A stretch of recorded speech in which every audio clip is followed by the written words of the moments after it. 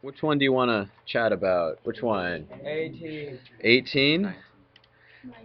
18. Okay, so here we go. Looks pretty interesting. Let f of x equal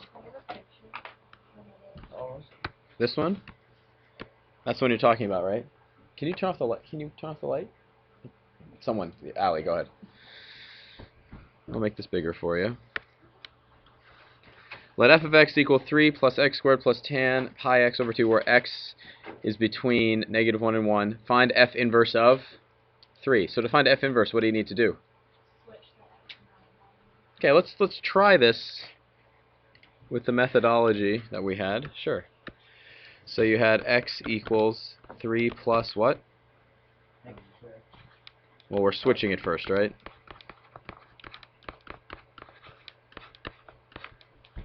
Like that. And then what did you try to do? So we switched first in this. Yes, you switched first.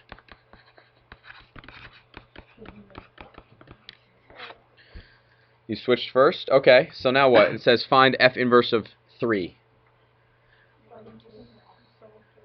We're trying to solve for y at this point. We're trying to solve for y. We're trying to solve for y.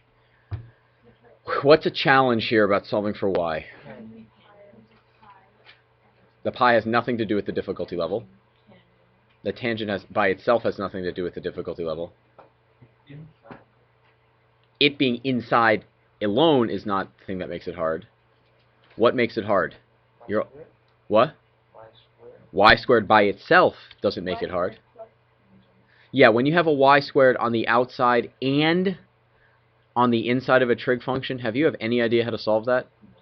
For example, could you ever solve this? X sine x is equal to 2. Could you? I'm asking that seriously. Do you know how to solve something like that? No, I don't think you do. I don't think you do. So at this point, this methodology, you're trying to find the inverse and then plug in 3, right? Trying to find the inverse and plug in 3. The challenge is, what aren't you able to really find? Yeah, we're not really able to find the inverse. Solving for y is really hard. Okay, so let's pause on A for a second. Let's just pause here. Let's look at B. What's f of f inverse of 5?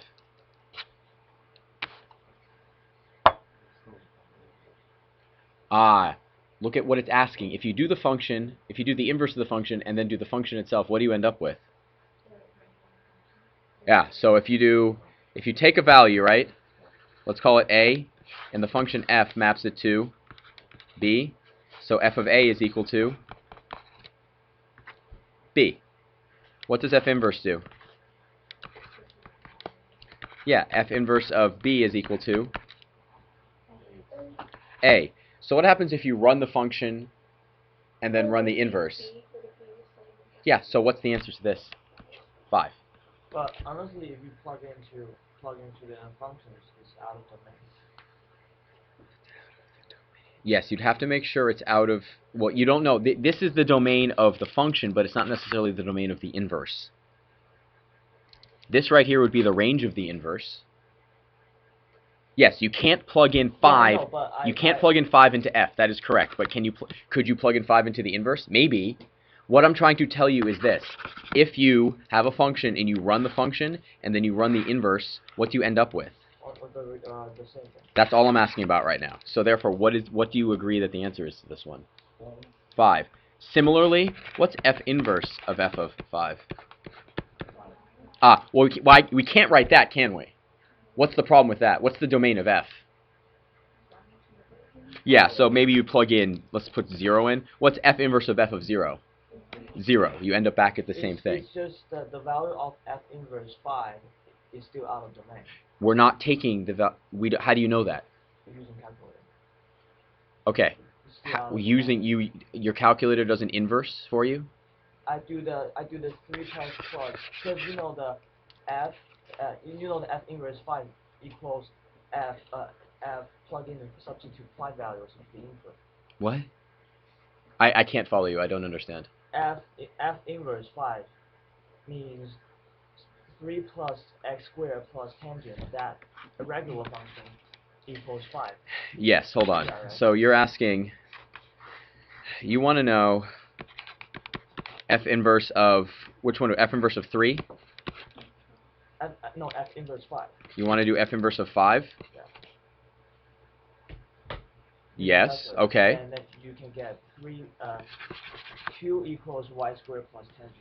So you want to know what value from here, equals what? Equals 5. What value from there equals 5, yes. Yeah. Okay, so you did 3 plus x squared plus, you could be right here, pi x divided by 2. You want to know when that is equal to? Equals 5. Right? 5. Yeah. And then you know that x squared plus tangent pi x divided by 2 is equal to 2. You know that x squared plus tangent pi x divided by 2 is equal to 2. And Yep. use the calculator to graph that function, the original function. Okay. And Let's take a look. use the intercept. Going back right here, if we want to find f inverse of 3, we want to find out when does this function equal. When, and we're doing a. Justin, please count to 3 before you speak, okay?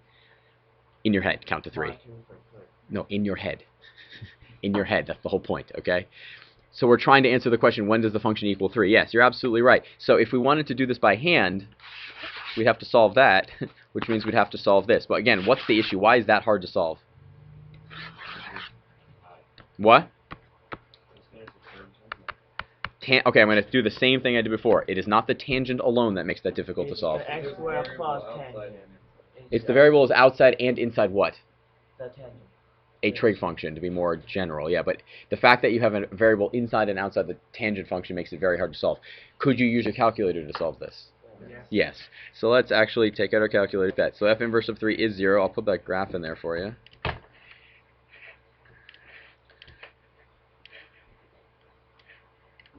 There's a slight challenge, though, for the next part. You can't quite do the next one the same way, I don't think. So the next question asks, what is f of f inverse of 5? Yeah, but using the same. You can't use the same method, though. F of f inverse of 5, we can, well, I guess we can try here. So we need to solve first for f inverse of 5. So that's when we want to know when 3 plus, what was it, x squared? X squared plus tangent. Pi x? Pi x divided by, 2. we want to know when that equals 5, right? So we want to know when x squared plus tangent pi x divided by 2 is equal to 2. So in this case, let's make the graph here. Instead of 0, what should we do? We should do 2 to 2. Let's graph this thing. Boom. So now what do we graph? Second, calc, intersect. Okay, I'm on that curve. I'm on that curve, and then the guess is right about here. So what's the intersection? Oh, x is equal to? Actually, let me go back to that graph there. So we found out, when you run intersection, do you know where it actually puts that x value? Yeah, do you remember? No, you don't? Okay. It stores it as x. So back on the calculator, everybody, if you go back to here and type in x and press enter, there's the value.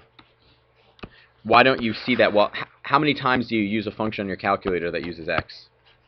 Frequently or not so frequently? All the time. So what happens to that value? It keeps on getting overwritten. Keeps on getting overwritten. Like every now and then, see what x equals. It's going to be whatever you last ran. So it's hard to remember. Anyway, so there it is. 0.642. If you have to round, round to 3 decimal places and round at the end. We're not quite done yet. So what do we need to do now? F of that, right? F of that. So what can we do in our calculator to run that? Well, what's our y1? Is the function, right? Second, sorry, quit here. y1 of x. Yeah. Right? Enter. Do.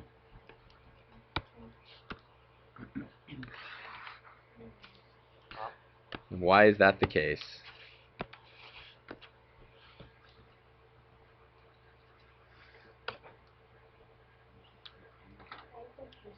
You're confused now? You're confused now. Okay. So, let's go back to the beginning here. I'll say that again. To call y1, it's Vars. yeah, vars, y vars, function, select it. That's just a shortcut on this version of the operating system. You can do that if you have an 84 or above. I can upgrade your operating system to do that. Can't do it on yours, unfortunately. Okay, we're going to move on. Another question from the homework. Another question. So, I guess the only lesson I want to leave you with is, do you actually have to find the inverse in order to actually find an inverse value? No, you don't. You don't. I guess my problem is I didn't change the degree into radian. Oh, yes. So, number one error on trig problems? Are you dealing with radians or degrees? In general, what should you always be in? Radian? Radians. Radians, radians, radians, radians, radians, radians, radians, radians, radians, radians. Well, your window's probably different. Figure it out later. We need to move on. Next. Other questions from the homework. Other questions from the homework. You are correct. We want to solve this question. 3 plus x plus e to the x is equal to? Why is this hard to do algebraically? There's a constant, and you don't know the value. The constant is not the issue. I mean the e. The e is not the hard part. Kids, you're running into this is the third time today you're saying the same thing over and over again. This is difficult because... X plus, there's a variable and there's another... Okay, how about one at a time? Victor, go. We don't know how to calculate. Yes, we don't know how to calculate it, but I'm asking why don't we know? What don't we know how to calculate? Yes, Olivia.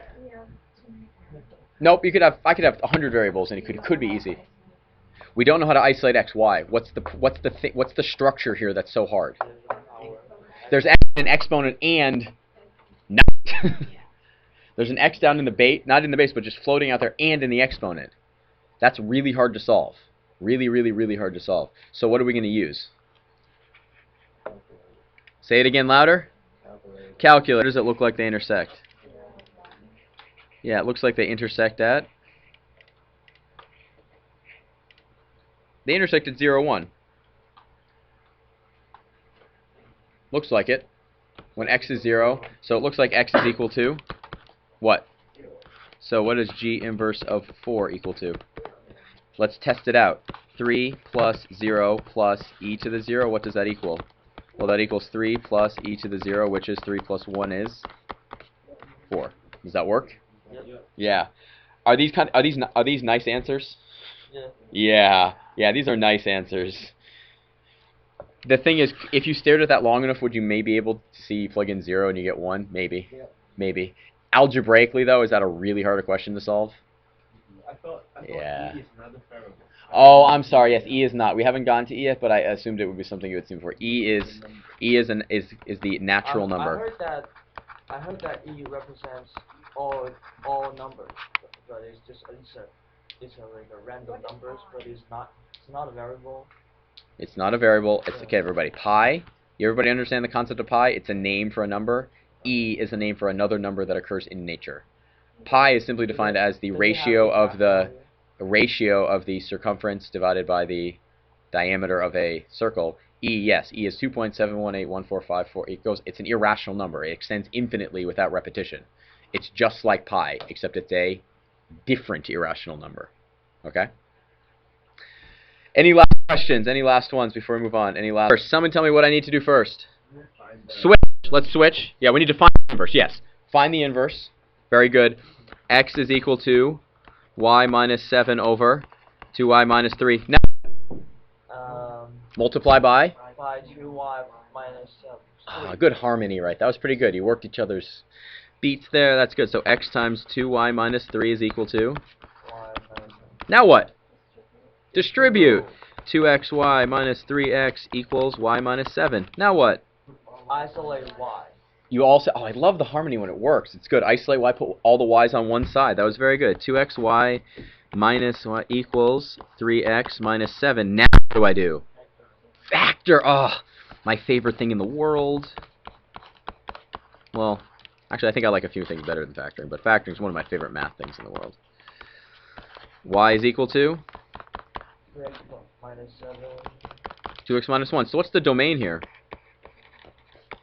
X such that x can't be? 1/2. So that has to be the? So that is the range of? Did I call it effort? What did I call? G of x. Okay, your homework.